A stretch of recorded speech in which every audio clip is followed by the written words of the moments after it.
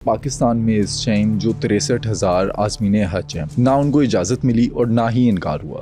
Private tour operators ने जनवरी के and में अपने सारे पैकेजेस गवर्नमेंट को सबमिट कर दिए, लेकिन जो पैकेजेस की अप्रूवल डेट है वो बदकिस्मती से 18 मार्च है, जबकि डेडलाइन तो 14 फरवरी थी। कमाल पॉलिसी है ये, मुझे नहीं समझ आती। 89,000 का कोटा है, जिसमें से 63,000 पाकिस्तानी जो हैं उनके पैसे फंसे हुए हैं। वो पैसे किधर हैं? सरकार की मौजें। कैसे?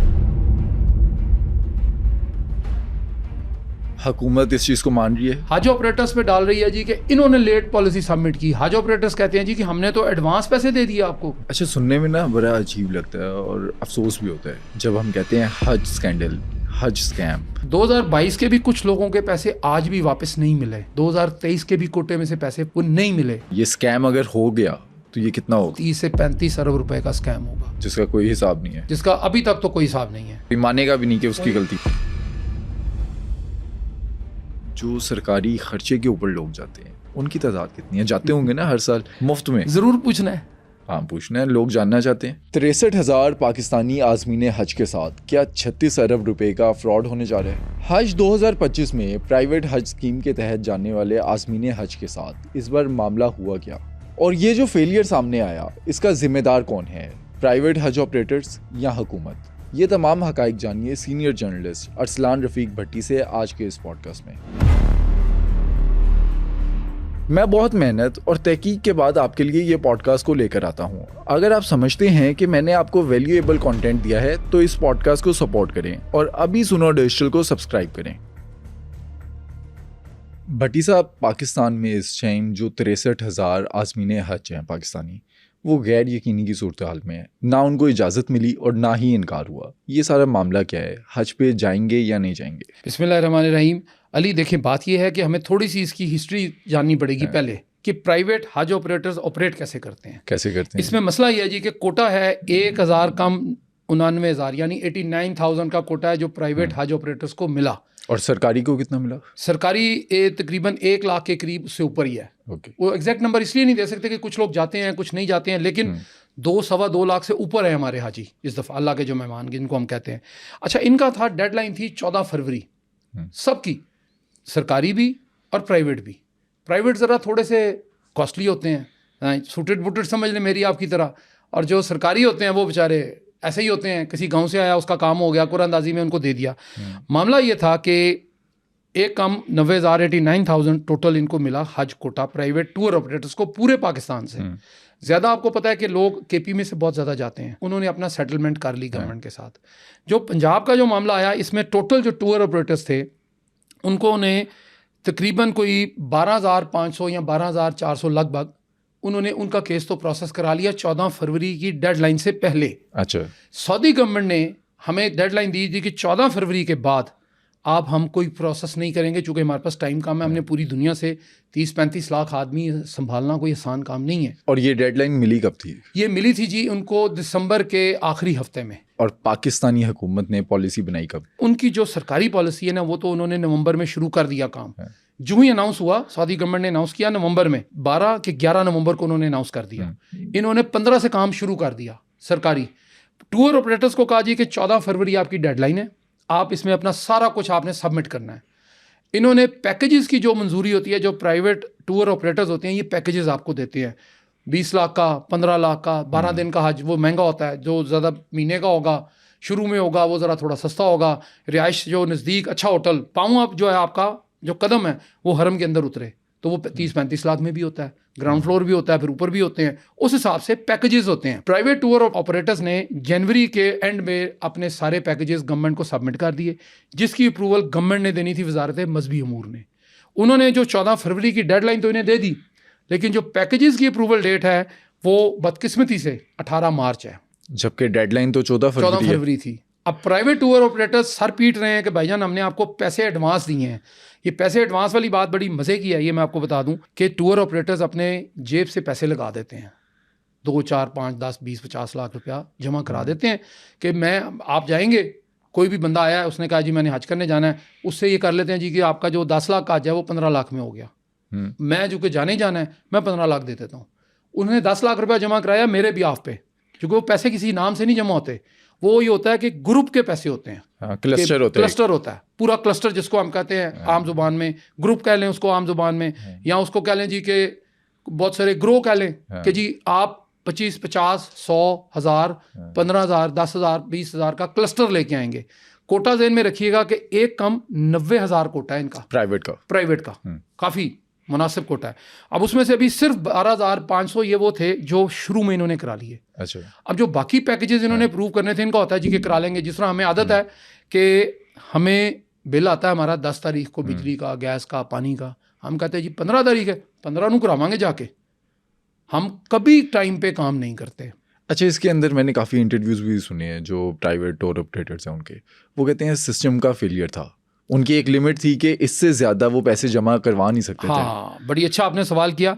इसमें यह है जी कि गवर्नमेंट ने जब से ये डॉलर का उतार चढ़ाव हुआ है और ट्रम्प साहब आए हैं और बाकी भी बता रहे हैं, हमारा स्टेट बैंक भी इसमें इन्वॉल्व है, $3 लाख एक दिन में आप दे सकते हैं पाकिस्तान से बाहर हज के लिए सिर्फ, बाकी दिन नहीं है। बाकी आप लेके जाएं, आपको पकड़ के ऐसा बंद करेंगे कि आपकी ज़मानत नहीं होगी कई दिन। तो हज ऑपरेटर्स $3 लाख देते हैं जी एक दिन में, इससे ज़्यादा वो ट्रांसफ़र नहीं कर सकते। यहाँ से कराची ट्रांसफ़र होता है स्टेट बैंक में, स्टेट बैंक ट्रांसफ़र करता है रियाज के नेशनल बैंक ऑफ पाकिस्तान की ब्रांच में। वहाँ से एक हज मिशन ओपैक इनका है, क्या है वो वाला तेल वाला ओपैक नहीं है, ये हज मिशन का है। हज मिशन या ओपैक में उसके अकाउंट में जाते हैं, वो सऊदी ऑपरेटेड यानी जॉइंट अकाउंट है, वो सऊदी अरब और हमारा वजारत मजहबी अमूर का। वो वहाँ से देखते हैं जी कि कितने बंदों के पैसे आए हैं। इसमें एक और बात यह है कि जुमा हफ्ता सऊदी अरब में छुट्टी होती है बैंकों की, इतवार हमारी छुट्टी होती है, 3 दिन तो गए, सिर्फ 4 दिन मिले। 4 दिन में $12 लाख आप भेज सकते हैं। और अगर आपका 20,000 बंदा है तो 3 लाख आपने भेजनी है, तो आप कैसे भेजेंगे? कमाल पॉलिसी है ये, मुझे नहीं समझ आती कि $3,10,000 आप नहीं भेज सकते, सिर्फ 3 लाख भेजेंगे। यहाँ से उन्होंने $3 लाख एक दिन के भेजे कराची से रियाज से मक्का या मदीना या जहाँ भी उन्होंने ट्रांसफ़र करने हैं, वो है हज मिशन अकाउंट। उसमें 2 बंदे सिग्नेटरी हैं, एक डीजी हज और एक डायरेक्टर हज। अब कभी डीजी साहब नहीं मिलते, ये सिर्फ प्राइवेट हज ऑपरेटर्स की मैं बता रहा हूँ, बेचारों की इनकी शामत जो आई होती है। वो और बात है कि कई इनके हज ऑपरेटर इतने तेज़ हैं हमारे कि उन्होंने जो चुबुर्जी में जहाज़ खड़ा था ना, एक दफ़ा ये भी हुआ था 2019 के 17 में 18 के 19 में, कि वहाँ जाके हाजी बिठा दिए थे कि जनाब जहाज़ थोड़ी देर छूटेगा, तुसी चले जाओगे। और वो लोग आए कहाँ से थे, उनको पता नहीं था। गाँव के लोग थे बेचारे, सादा लोग जो होते हैं, वो धोतियों वाले और वो सारे माइयाँ और वो बाबे, वो बैठ गए उसमें जाके। तो जब उन्होंने वो फिल्में दिखाई बड़ी, तो उन्होंने कहा जी सी फिल्म जहाज़ उड़ नहीं रहा। उन्होंने कहा बाबा जी ये जहाज़ नहीं उड़ना, थे सी फिल्म दिखाओ, तो निकलो। वो बाहर निकले तो बंदा गायब। ये तो थी मजाक की बात। अब सीरियस बात यह है कि डीजी साहब यहाँ अवेलेबल नहीं या डायरेक्टर हज अवेलेबल नहीं। वो साइन करेंगे तो वो जो हज मिशन का अकाउंट है ना, वो एक्टिव होगा। ये 2 बंदे सिग्नेटरी हैं उसमें। अब पैसे आपने भेज दिए मुझे, मैं वहाँ अवेलेबल ही नहीं हूँ रियाज में, या मैंने साइन ही नहीं किए, तो वो पैसे आपके रियाज के अकाउंट में पड़े हैं। वो चाहे आपने 2 महीने पहले भेजे हैं, वो तब तक वो अपीयर नहीं होंगे या शो नहीं होंगे आपकी ऑनलाइन, जब तक वो दोनों साइन नहीं करेंगे। अच्छा, ये आप बता रहे थे कि 89,000 का कोटा है जी, जिसमें से 63,000 पाकिस्तानी जो हैं उनके पैसे फंसे हुए हैं जी, उन्होंने जमा करवा दिए हैं। जी जी जी, वो पैसे किधर हैं? पैसे इस वक्त वो आपके नेशनल बैंक रियाज के अकाउंट में पड़े हुए हैं। उधर से वो चले गए हज मिशन, जो मैंने ओपैक वाला आपको बताया कि हज ऑपरेशन के दौरान एक ये अकाउंट क्रिएट करते हैं हर साल। वो पक्का ही होता है वैसे कि सारा साल चूँकि प्रोसेस में रहती हैं चीज़ें, वो उस अकाउंट में डाल देते हैं। वहाँ से सऊदी गवर्नमेंट डायरेक्ट पैसे उठाती है उस अकाउंट में से, with the permission of Pakistani counter parts, वो उठा लेते हैं। अब उसके बाद कागजात पूरे करना जो है वो मेरी और आपकी, या अगर हम हज पे जाते हैं तो हमारी जिम्मेदारी है। और कागजात की जो सारी गारंटी होती है वो प्राइवेट टूर ऑपरेटर्स, उनको पता होता है कि हमने क्या क्या कागज़ पूरे करने हैं। ये नहीं करते। कोई किसी की अगर रह गई, अब इसमें ये इनका कहना है जी कि हमने कोई 23,000 जो हैं वो पेंडेंसी आ रही है इनकी, जो टोटल 89,000 थे, 12.5 हो गए क्लियर, 23,000 पेंडिंग है। उनका केस प्रोसेस में, उनके पैसे गए हुए हैं।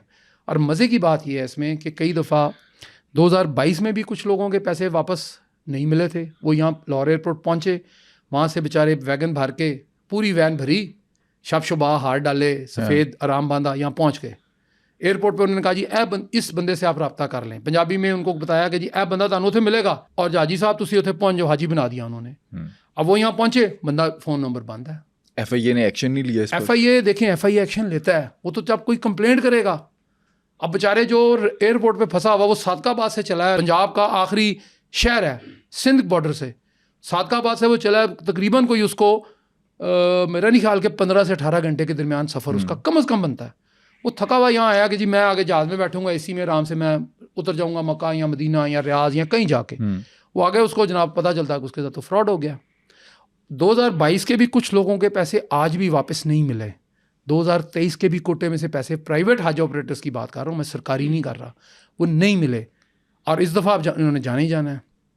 पिछले साल भी ये फ्रॉड हुए थे लोगों के साथ कि वीज़े इशू हुए हैं 20 लोगों को, उन्होंने कहा जी तुसी आ जाओ, कोई नहीं मौके पर दे देंगे वीज़ा। अब मौके पे कहाँ वीज़े मिलते हैं? अब कौन सा ज़माना रह गया कि मौके पे यहाँ पे वो मोहरें जो हैं, आलू की मोहरें तो नहीं है ना, पक्की मोहरें हैं, वो किंगडम ऑफ सऊदी अरब वो इशू करती है वीज़े। पैसे उनके पास पड़े हैं अभी भी। ये 23,000 लोगों का जो केस प्रोसेस में है, और उनको मज़ीद ये आज टूर ऑपरेटर्स के जो कहना है कि जी हमारे 30 से 40,000 की उम्मीद है कि हमें मिल जाएंगे। हमने चूँकि पैसे एडवांस में दिए हुए हैं, लेकिन जो होटल ने बयाना ले लिया वो वापस नहीं करेगा। आप गए नहीं गए, होटल वाला बयाना वापस पैसे मारे गए, वो मारे गए। अब यही जो मैंने आपको स्टोरी सुनाई है कि जी ये तकरीबन कोई 30-40,000 लोगों के पैसे अगर वो नहीं जाते तो वो पैसे उनके गए, होटल के पैसे गए, बाकी चीज़ों के पैसे गए। हाँ, टिकट में से उनको कुछ रिफंड हो जाएगा अगर उनकी एडवांस, चूँकि ये एडवांस टिकट लेना पड़ता है आपको।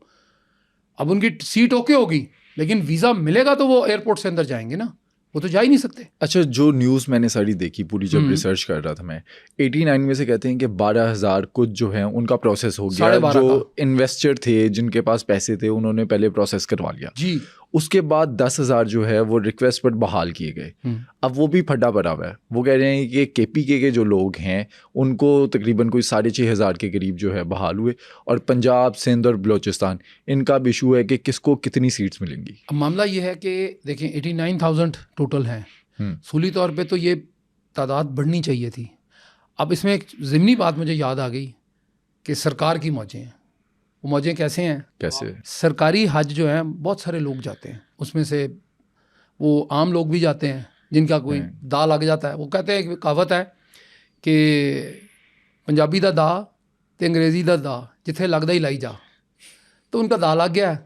वो सरकारी कोटे में जो लोग जाते हैं वो हज़ारों में ही होते हैं वैसे, लेकिन हम उनको सैकड़ों कर लेते हैं चले मोहतात। उनका सबसे पहले प्रोसेस नवंबर में होके ख़त्म हो गया। अच्छा। पैसे भी चले गए, उनकी चीज़ें भी चली गई, वो नवंबर से बुक है। लेकिन जो आप कोटे की बात कर रहे हैं कि पंजाब को कितना मिलेगा, किसका, ये जॉइंट मैंने आपको बताया कि इतना था। अब इसमें किसका केस हो सकता है सऊदी गवर्नमेंट को रहम आ जाए। जो इस सारे मसले का जो है मसला वो हमारे इधर है, एंड पे, पाकिस्तान के एंड पे है। कि मैंने आपको पहले मिसाल दी कि 14 फरवरी थी डेडलाइन। सऊदी गवर्नमेंट कहती है जी कि मेरी डेडलाइन है 14 फरवरी, मैं 14 मार्च को आपका केस प्रोसेस नहीं कर सकता, जो भी उनकी वजारत है हज वाली। अब आपने अगर इजाज़त दी है पैकेज की 14 फरवरी तक नहीं दी, 18 मार्च को आप इजाज़त दे रहे हैं, पैकेजेस अप्रूव कर रहे हैं कि जी ये 30 लाख वाला है, ये 20 लाख वाला है, ये 12 लाख वाला है, ये आप ले लें, तो मुझे बताएं कि कौन सा बंदा दुनिया में, कौन सी गवर्नमेंट है जो एक्सेप्ट करेगी? आपका फेलियर है ही है अपनी जगह। हज टूर ऑपरेटर्स जो हैं वो ये कहते हैं कि जनाब हमने आपको पैसे दिए हैं, हमने तो एडवांस दे दिया। हाँ, ये ज़रूर है कि मैंने नाम नहीं दिए कि अरसलान ने जाना है, अली ने जाना है, तौफीक ने जाना है, रफ़ीक ने जाना है कि बशीर ने जाना है। मैंने पैसे उस बंदे के उस मद में पूरे कर दिया, बुकिंग हो गई है, बुकिंग कर दी मैंने। अब मैं उसको बशीर को भेजूँ या तौफीक को भेजूँ, ये मेरा मसला है, लेकिन मैंने तो पैसे दिए हैं, मेरा तो पैसे पूरे होने चाहिए। अब ये जो 23,000 आपने बताया ना कोटा, ये वो लोग हैं जो 20-22-23,000 जो प्रोसेसिंग में हैं।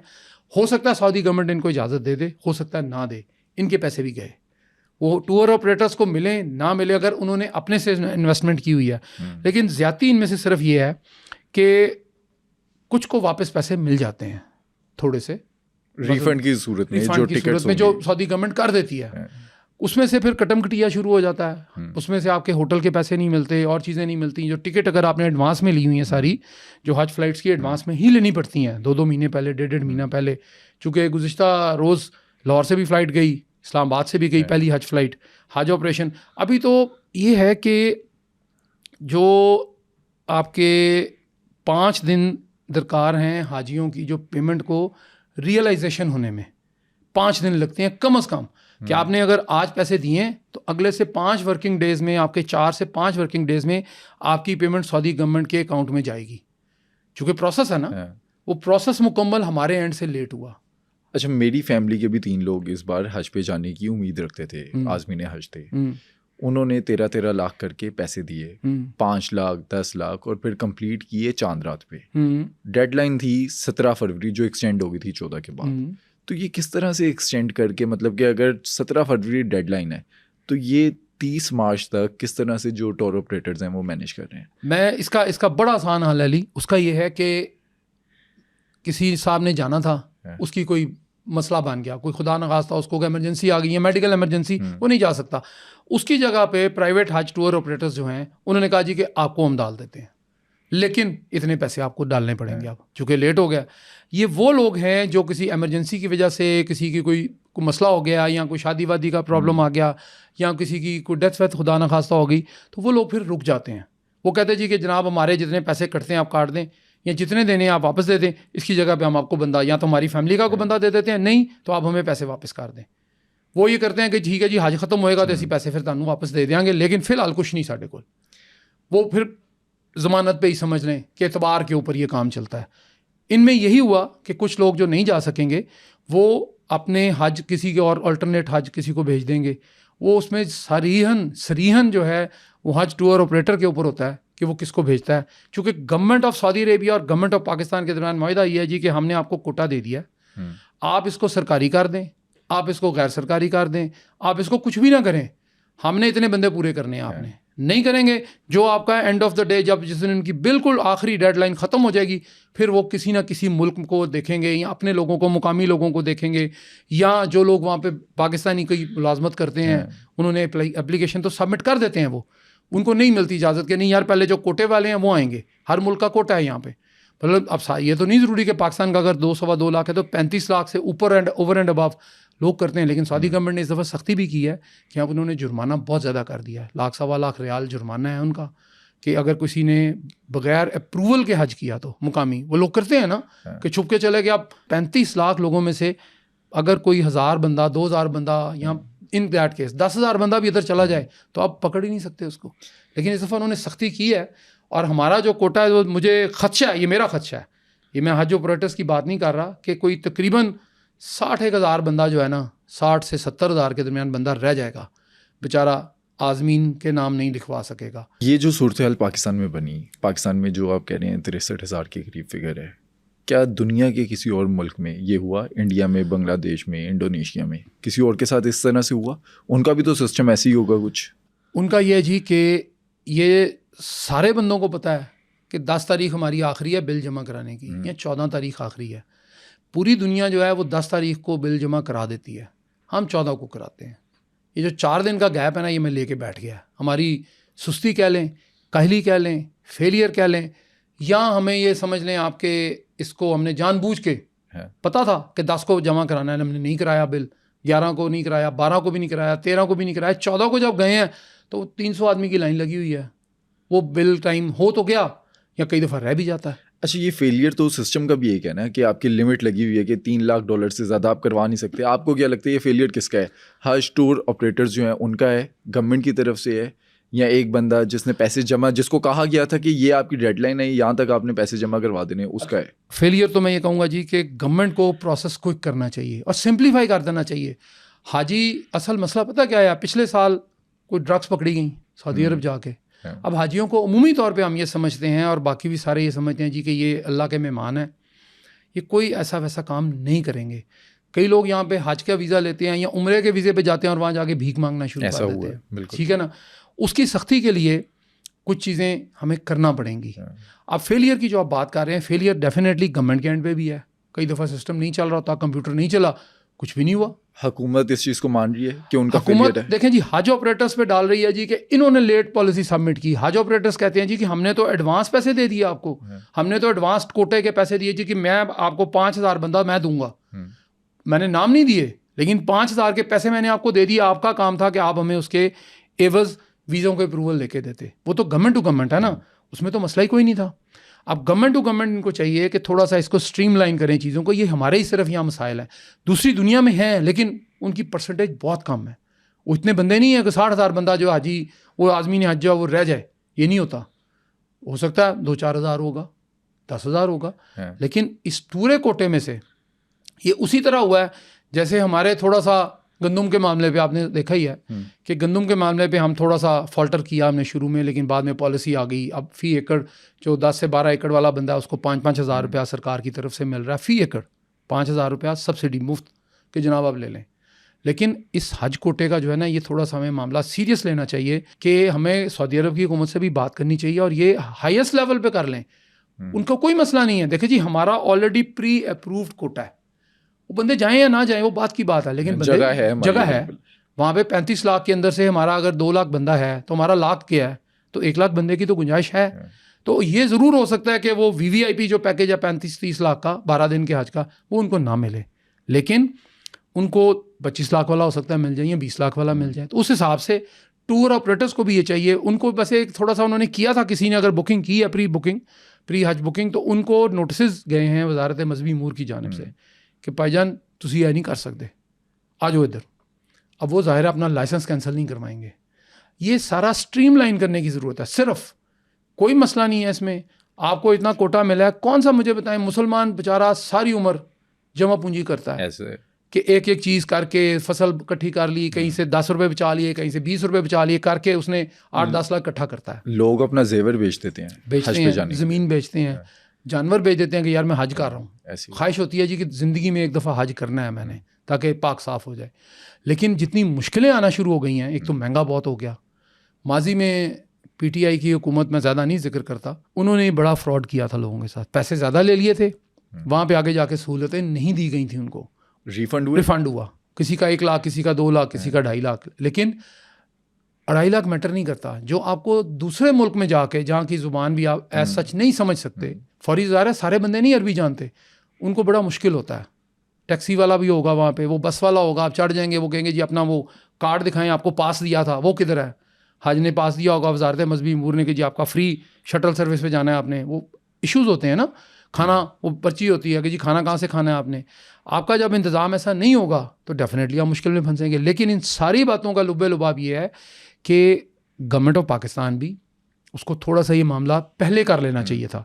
काबीना ने 2 से 2.5 माह लगाए हज पॉलिसी मंजूर करने में।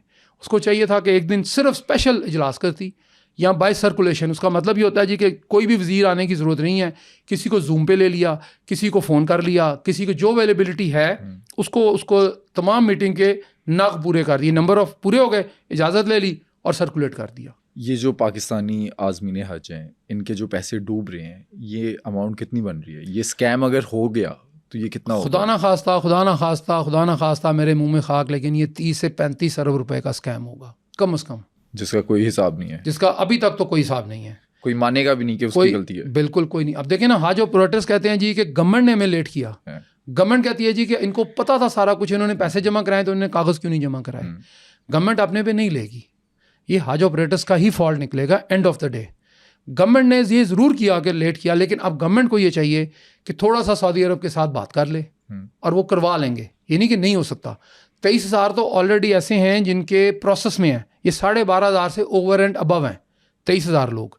ये जो पाकिस्तान के हज ऑपरेटर्स के जो यूनियन है, जो उनकी ऑर्गेनाइजेशन है, मेरी उनके एक अहम अहदेदार से बात हुई आज, तो उसने मुझे काफ़ी सारी इन्फॉर्मेशन दी, लेकिन वो भी ये कह रहा था जी कि हमारा कसूर नहीं है, कसूर है गवर्नमेंट ऑफ पाकिस्तान का, वो उन पर डाल रहा है। गवर्नमेंट ऑफ पाकिस्तान के वो जो वजारत मजहबी अमूर है, मेरी उनसे बात हुई, एक वहाँ पे हाई ऑफिशियल थे, उनसे बात हुई, तो उनका ये कहना था जी कि हमने इनको बर वक्त बताया था, इन्होंने पैसे भी दिए, लेकिन इन्होंने कागजात पूरे करके नहीं हमें दिए। कागज़ पूरे करना किसी भी हाजी के वो उस बंदे की जिम्मेदारी थी। पहले तो मेरी थी कि मैंने अगर जाना है तो मेरे सारी ID card, her cheese in order होनी चाहिए। किसी का पासपोर्ट जो है वो इनवैलिड है, किसी का ID कार्ड जो है वो महीने बाद एक्सपायर हो रहा है। अब ये जिम्मेदारी उनकी थी कि वो चेक करते। हज गवर्नमेंट कहती है जी हज ऑपरेटर्स क्या है, वो इनका कहते हैं। अब लेकिन इस सारे मसले पे जो चक्की चल रही है, बेचारा जो आज़मीन हज हैं वो मारे गए, उनके पैसे भी फंस गए जो उन्होंने एडवांस दिए हैं। और होना फिर यही है कि एंड ऑफ द डे हमने फिर एक और पॉडकास्ट करना है इसी बात पे। आपने मुझे कहना है कि जी बताएं क्या हुआ and middle of the day, जब ये हज तकरीबन हफ्ता रह जाएगा, तो जो लोग आखिरी फ़्लाइटों पे जाने के लिए, जिसको ये फ्रॉड करते हैं हम कि वो लोग वहाँ से आएंगे सादकाबाद से, लिया से, चुबारा से, कहीं बावल नगर से, बावलपुर से, वो बेचारे यहाँ वैन भर के आएंगे, एयरपोर्ट पे उनको कोई नहीं मिलेगा और वो अपने पासपोर्ट लेके तो बेचारे वापस, और फिर वो एहतजाज करेंगे वाले जहाज पे भेज फिर वो देंगे। चुबुर्जी वाले जहाज़ पे जाएंगे बेचारे, और वो चलेगा नहीं। इनके साथ ये भी होता है। और इनको चाहिए यही कि गवर्नमेंट को ये चाहिए कि थोड़ा सा जो प्रोसेस नवंबर में है उसको और पीछे ले जाएं, अक्टूबर का एंड कर लें कि भाईजान नवंबर का पूरा महीना आपके पास है, आपने हमें सब कुछ पूरा कर देना है। कौन सा ऐसा बंदा है जो तैयारी नहीं कर सकता, मुझे बताएं। हम एग्ज़ाम्स देते हैं, इम्तहान देते हैं, हम जो ये आप और मैं बैठे हैं आज, हमने इसके पीछे 2-3 दिन लगाए होंगे। मैंने 2 दिन लगाए हैं, सारा कुछ चीज़ समझी है, मैंने आपको बताई है, एक्सप्लेन की है कि असल फॉल्ट कहाँ पे है। हल इसका सिर्फ यही है कि गवर्नमेंट को चाहिए कि प्रोसेस 15 दिन पहले कर दे, हज ऑपरेटर्स को चाहिए कि वो उससे भी 15 दिन पीछे ले जाएं। यानी गवर्नमेंट ने अगर 14 फरवरी डेडलाइन दी थी, इनको चाहिए था कि 31 जनवरी 2025 डेडलाइन है जी, इसके बाद हमने कोई काम नहीं करना, 31 जनवरी तक सब कुछ पूरा करके इनके वाले कर देते।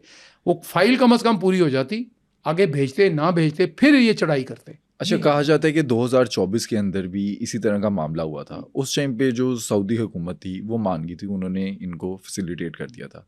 जो यहाँ इस बार ऑपरेटर्स थे उनको यही उम्मीद थी कि इस बार भी उनको रिलैक्सेशन मिल जाएगी। सऊदीया जो है इस बार डट गया है। सऊदी अरब ने कहा जी कि हमारे लिए इंतज़ाम करना थोड़ा मुश्किल इसलिए होता है कि एन टाइम पे आप, हम हर साल नहीं होता, मसलन 5 बजे के बाद बैंक बंद हो जाता है, हर दफ़ा लाइन में लग के तो 6 बजे तक बिल नहीं जमा हो सकता ना आखिरी दिन में। सऊदी अरब इसलिए डट गया कि पिछले 2 साल से यही कुछ हो रहा था। अब गलती हो गई, अब माफ़ी दे दो, और तुसी हाजी साहब, अब भाई वड्डे रफ़ीक अरबाब, ये वो सारा हम मुख्तलिफ अल्फाज बोल के उनसे काम करवा रहे थे। सऊदी अरब का डेफिनेटली पाकिस्तान के साथ रवैया बहुत अच्छा है, बहुत नरम है, हमारा दोस्त मुल्क है। लेकिन मैं एक बात कहता हूँ हमेशा कि दोस्तों को इम्तहान में नहीं डाला करते। हम उनको क्यों इम्तहान में डालते हैं? हम लोग ये प्रोसेस क्यों 15 दिन पीछे लेके नहीं जाते, और क्यों हम हज टूर ऑपरेटर्स को नहीं कहते कि भाईजान आपने हमें दिसंबर 31 को सारा कुछ फाइनल करके देना है, या 31 जनवरी को फाइनल करके दें। पॉलिसी आए ना आए, आप अपने बंदे तैयार करें, आप दे दें। फाइल का पेड पूरा, उसमें से ठीक है जी, अगर उन्होंने 1 लाख बंदे का कह दिया, उसमें से अप्रूवल होगी 90,000 की, 10,000 बचे। इसकी मज़े की बात मैं आपको बता दूं कि सऊदी अरब कभी ये नहीं लगाता इस पे एतराज़ कि जनाब अगर जो बंदे रह गए हैं इस दफ़ा वो अगले साल नहीं आ सकते, वो अगले साल अप्लाई कर सकते हैं, और उनकी वही एप्लीकेशन वो प्रोसेस करके उन्हीं पैसों में वो उसको अप्रूवल दे देते हैं, मंजूर कर देते हैं, आप अगले साल हज कर रहे हैं जाके, कोई मसला नहीं है। लेकिन चूँकि हमने इसको बड़ा टीडियस प्रोसेस बना दिया है कि जी इसको ये कागज़ चाहिए, वो कागज़ चाहिए, और ये वीज़ा लिमिटेड वीज़े होते हैं। लिमिटेड के मिलाद के इनकी एक मियाद होती है, 15 दिन की, 20 दिन की, महीने की, 2 महीने की, उतनी मियाद में होते हैं। ये नहीं है कि आपने ठप्पा लगा दिया तो आप 3 महीने वहीं रहेंगे। वो हज के लिए इशू होते हैं वीज़े, हज वीज़ा अलग होता है, बाकी रूटीन के वीज़े अलग हैं। ये सिर्फ हज के वीज़े हैं, आपने जाना है तो आपको 1 महीने का, 2 महीने का, 3 महीने का वीज़ा मिल सकता है मैक्सिमम। लेकिन हज के दिनों का वीज़ा होता है, वो हज के लिए ही आप जाते हैं। मसलन जो आज गुज़िश्ता रोज़ गए हैं उनका डेफिनेटली आप वो गए हैं, देखें आपके जी 30 अप्रैल को यहाँ से 29 अप्रैल को गए हैं, तो मई और जून में हज होगा, तो उनको तकरीबन कोई 40 या 50 दिन का वीज़ा या 2 माह का वीज़ा दिया होगा कि आप 5-7 दिन अगर फिरना चाहते हैं तो आप फिर लें। लेकिन आप अपना हर कागज़ मुकम्मल करके फिर जाएं। और गवर्नमेंट को भी चाहिए, और हज टूर ऑपरेटर्स जो हैं प्राइवेट, उनको भी ये चाहिए था कि वो बार बार हुकूमत से रब्ता करते, ज़ोर लगाते। अब भी अगर वजारत मजहबी अमूर हमारी चाहे, वीज़ा बिल्कुल मिल सकते हैं। अभी तो देखो ना जी, 1.25 महीना रहता है, तकरीबन 40-45 दिन हैं। और अगर स्पेशल फ़्लाइट्स, कितने लोग होंगे, ये 30-60-40 हज़ार हैं, 50 हज़ार हैं, तो आपका ऑलरेडी हज ऑपरेशन शुरू हो गया है। कोई भी एयरलाइन को आप कहेंगे कि भाई इसको आपने एक के बजाय आप 2 चक्कर लगा लें, तो अगर एक बंदा सुबह 8 बजे जाता है, वो यहाँ ज़ाहिर है 4-4.5-5-6 घंटे की फ़्लाइट अगर हमारी बनती है इन केस, तो वो 6 घंटे के बाद 2 घंटे जहाज़ को रेस्ट दे और फिर वापस आए और फिर चला जाए दोबारा, तो कोई मज़ायका नहीं है। अच्छा, ये तो हम बात कर रहे हैं ना कि इस टाइम जो 63,000 पाकिस्तानी जिनका भी रिस्क पे है, हज होगा या नहीं होगा कुछ पता नहीं है, ना आपको पता है, ना मुझे पता है, ना उनको पता है। अगर हम देखें जो सरकारी खर्चे के ऊपर लोग जाते हैं, उनकी तादाद कितनी है? जाते होंगे ना हर साल, किसी एक महकमे से इतने चले गए, दूसरे से इतने चले गए, मुफ्त में। ज़रूर पूछना है, हाँ पूछना है, लोग जानना चाहते हैं।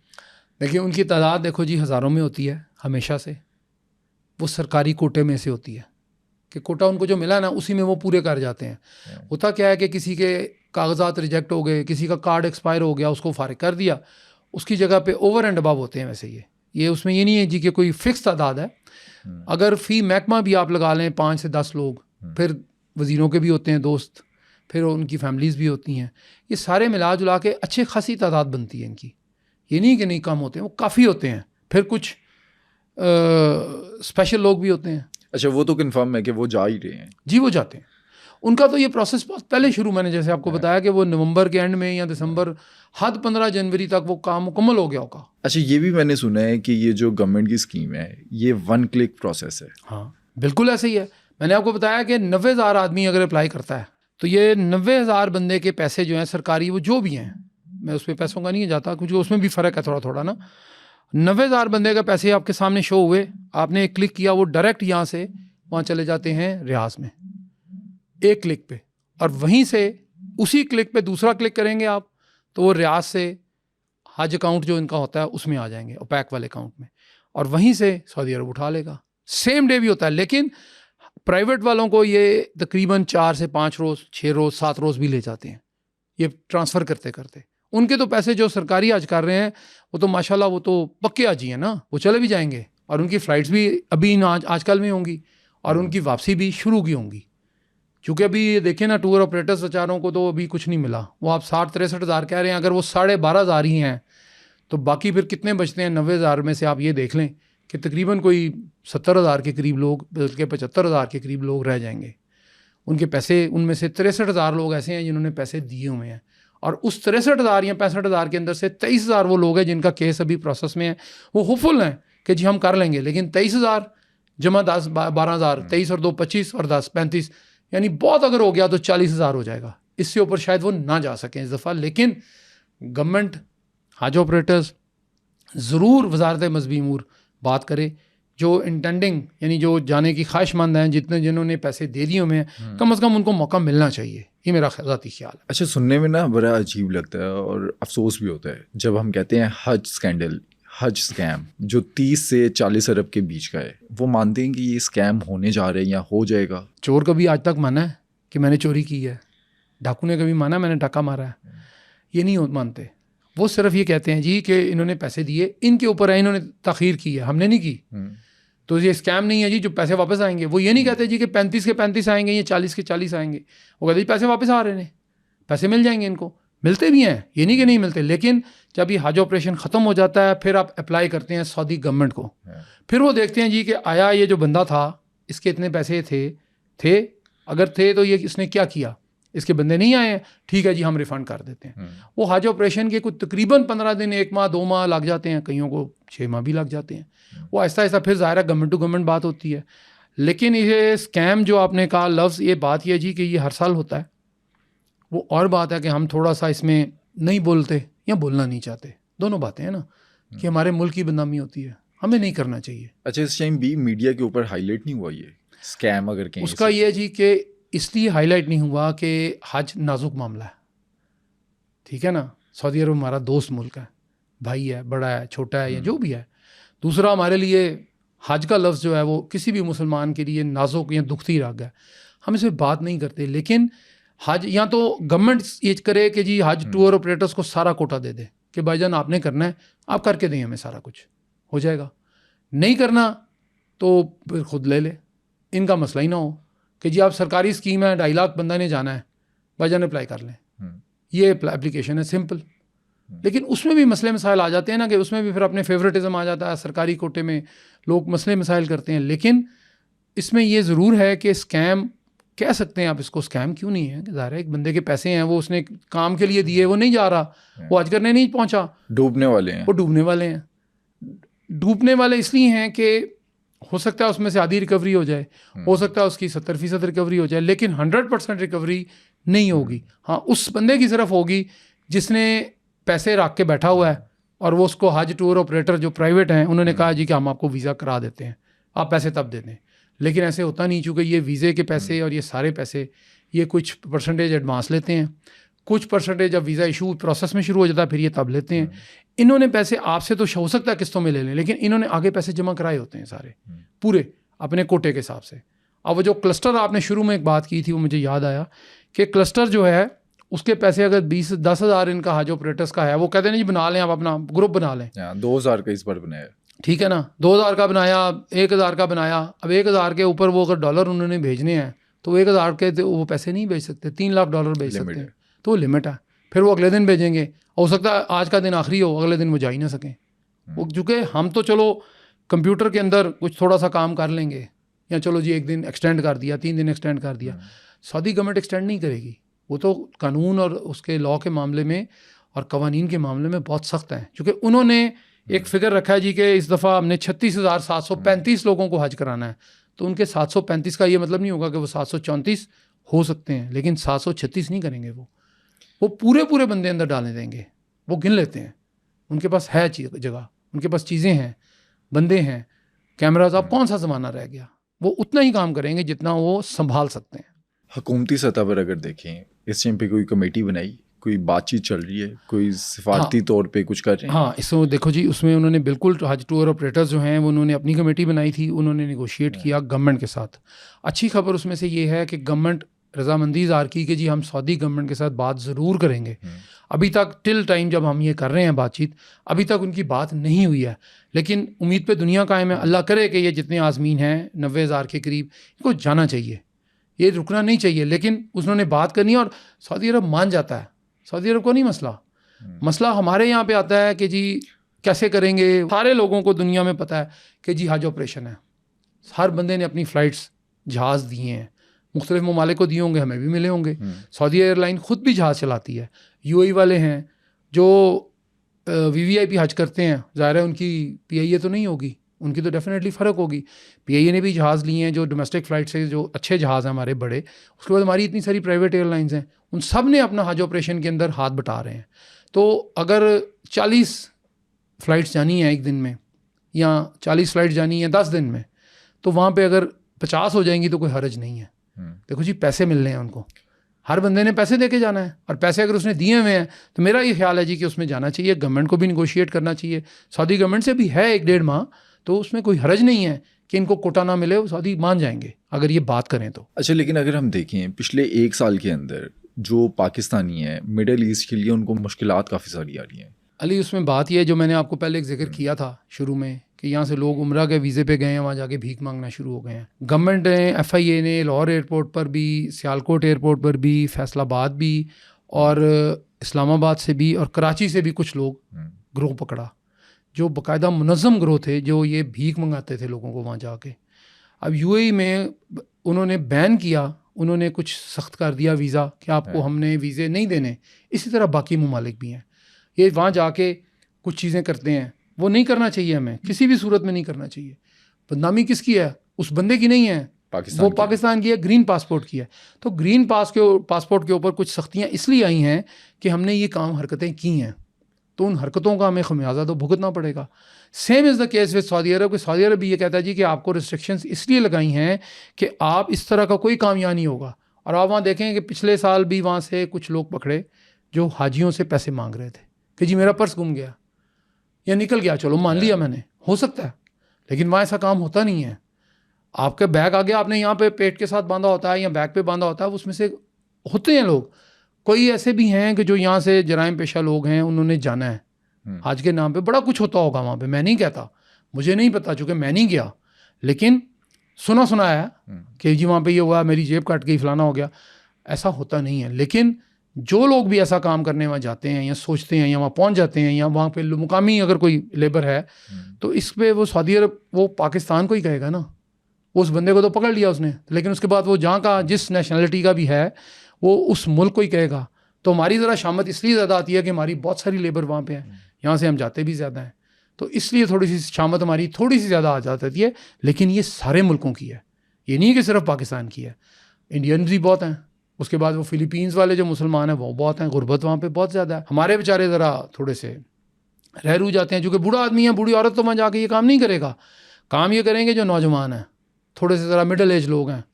तो वो ये मामला है कि उसमें इसलिए हमारे पे थोड़ी सख्ती है, लेकिन ये सख्ती अच्छी होती है, करनी चाहिए। इंतज़ामात की अगर बात करें, जो लोग इस बार जाएंगे हज पे इंशाल्लाह, वहाँ पर पिछले साल भी हम देखते हैं 2024 के अंदर भी काफ़ी पाकिस्तानी तादाद ऐसी थी जो फोत हो गए। वहाँ पर मसले क्या हुए थे पिछले साल? एक तो देखें जी, वहाँ पे गर्मी है, बुज़ुर्ग लोग जाते हैं। हमारा एक अलमिया ये है कि हम जवानी में हज नहीं कर पाते, हमारे पे ज़िम्मेदारियाँ ऐसी हैं। हम पूरी दुनिया में अगर कोई इंग्लैंड का बंदा है जो मेरी उम्र में वहाँ गया हुआ है तो उसके पास वाफिर पैसे होते हैं, वो जवानी में हज कर लेता है। पाकिस्तान में एक अलमिया यह है कि जब सारे बुज़ुर्ग अपने बच्चों को ब्याह के शादीशुदियाँ करके सारे फारिग होते हैं तो फिर कहते हैं चलो जी अब्बा जी तुसी हज ते चले जाओ, अम्मी जी हज ते चले जाओ। अब्बा जी की उम्र है 74 साल, अम्मी जी की उम्र है 64 साल या 65 साल, तो चलने फिरने से आजिज़ हैं, उनको डायबिटीज़ भी है, दिल का भी मसला हो सकता है, ब्लड प्रेशर भी हो सकता है, उनको हज पे भेज देते हैं। वहाँ की गर्मी बर्दाश्त हर बंदे की नहीं है। गो के वहाँ पे पानी वाफिर मिलता है आपको, वहाँ बोतलें, बहुत रज़ाकार वहाँ पे सऊदी अरब ने बहुत खुला वसी इंतज़ाम है। आपको खाना खाने का मसला ही नहीं होता वहाँ पे, इतने लोग वहाँ पे खाना खिलाने वाले हैं कि वो ज़ाहिर अल्लाह का घर है तो वहाँ तो कमी हो ही नहीं सकती ना किसी चीज़ की। लेकिन अब गर्मी वहाँ पे ज़्यादा है, उसके इंतज़ाम किया है, लेकिन कई लोग नहीं बर्दाश्त कर पाते। हाँ, उसमें यह है कि जो आज़मीन हज होते हैं वहाँ पे कई को वो दफन कर देते हैं, कईयों को वो कहते हैं जी हमने बॉडी लेके जानी है वापस। उसका इंतज़ाम होता है, वो जो एयरलाइन होती है जिससे वो आए होते हैं उनकी ज़िम्मेदारी होती है कि इन केस ऑफ डेथ वो उनको लेके आएंगे। उसमें इंतज़ामात में देखो जी 35-34 लाख बंदा एक जगह इकट्ठा होगा तो कहीं ना कहीं तो फॉल्ट आएगा ना। हर बंदे को गर्म रोटी नहीं मिलेगी, किसी को ठंडी मिलेगी, किसी को नीम गर्म मिलेगी, या किसी को बहुत गर्म मिल जाएगी। तो जिसको ठंडी मिली है वो तो बोलेगा, और जिसको मिली ही नहीं है या वो अपना उसने लेट हो गया कि कोई नहीं 2 नमाज़ें इकट्ठी पढ़ लेंगे या जाते हैं अभी। लेकिन इंतज़ामात वाफिर उन्होंने किए थे सऊदी अरब ने, शटल सर्विस है। अब हमें आदत है जी कि हमने अगर पैसे ज़्यादा दिए हैं चाहे थोड़े या कम, हम कहते हैं जी हमें VIP ट्रीटमेंट मिले। लेकिन अब जो गर्मी वहाँ पे है और जो चीज़ें बाकी हैं वो आपने खुद देखनी है। आप जिस तरह गए हैं सरकारी हज पे गए हैं तो सरकारी खाना आपको मिलेगा, वहाँ पे उन्होंने इंतज़ाम किया होगा। हो सकता है उसमें फॉल्ट आए, लेकिन आ भी जाता है। यहाँ पे शादियों पे नहीं होता, खाना कम हो गया, कोई चीज़ कम हो गई, पानी नहीं आ रहा, वो दोबारा नहीं लेके आए, खाना रीफिल नहीं किया, तो वहाँ भी इस तरह का फॉल्ट हो सकता है। उनकी कोशिश तो यही होती है सऊदी अरब की कि ना हो, लेकिन हम चूँकि आदत है कि ज़रा सा कुछ हुआ नुक्ताचीनी शुरू, ये नहीं होना चाहिए। आप गए हैं तो मुश्किल तो आएगी, हज पे जाना है तो मुश्किल तो आपने फिर अपने आप को बर्दाश्त भी करना है। तो कोशिश ये करें कि मिनिमम शिकायतें करें और मैक्सिमम वहाँ पे इबादत करें, आउटपुट लें। अल्लाह ने आपको बहुत बड़े रुतबा दिया कि आप हाजी बन गए, प्योरीफाई हो गई आपकी सोल, जिसको हम रूह कहते हैं कि रूह की ग़ज़ा इबादत है, और इबादत अगर खाना काबा में हो तो क्या बात है, सुभान अल्लाह। अच्छा, मेरी फैमिली के भी इस बार जाने की उम्मीद में है। फिर 63,000 जो दूसरे पाकिस्तानी हैं जो जाना चाहते हैं, नीयत है, इरादा है, पैसे भी दिए हुए हैं, उनके लिए आखिरी आपसे मैं सवाल पूछना चाहता हूँ, क्या वो इस बार जाएंगे या आपको लगता है कि मुश्किल अली, मैं अगर बतौर मुसलमान तो मेरा ये ईमान है कि उनको जाना भी चाहिए और वो जाएं भी, ज़रूर जाएं। 63,000 नहीं हैं, वो 65,000 हैं, वो 70,000 हैं, वो जितने भी लोग हैं। अगर कोई छोटा मोटा उनके कागज़ों में मसला है, या जिस तरह ये वजारत मजहबी अमूर, एक फ़ोन कॉल है ना। अब कौन सा ज़माना रह गया है जी कि आपने वो डायल करना है, मोबाइल पर रब्ता करें, मिनट में बंदा मिल जाता आपको, बंदा सेकंड्स में। अब इनका ज़ाहिर है इनका रब्ता रहता है सारा साल कि आपने पूरा करना है उनका। मैं तो ये समझता हूँ जी कि चूँकि हज टूर ऑपरेटर्स ये कह रहे हैं कि जनाब हमारा 23,000 तो केस ऑलरेडी प्रोसेस में, और हमें कभी उम्मीद है अल्लाह के घर में कि वो हमारा हो जाएगा। बाकी रह गए जनाब आपके 50,000 या 60,000 बाकी जो रह गए हैं, उनके अगर पैसे सऊदी गवर्नमेंट के पास पड़े हैं तो गवर्नमेंट टू गवर्नमेंट इनको ये चाहिए कि उसकी अप्रूवल ले लें, चूँकि कोटा तो ऑलरेडी अप्रूव्ड है, 2 लाख बंदे की जगह उन्होंने रखी हुई है। हाँ, ये ज़रूर है कि उसको हरम पाक में होटल हो सकता है ना मिले, उसको कुछ किलोमीटर दूर मिल जाए, हो सकता है उसको 5 किलोमीटर का सफ़र करना पड़े।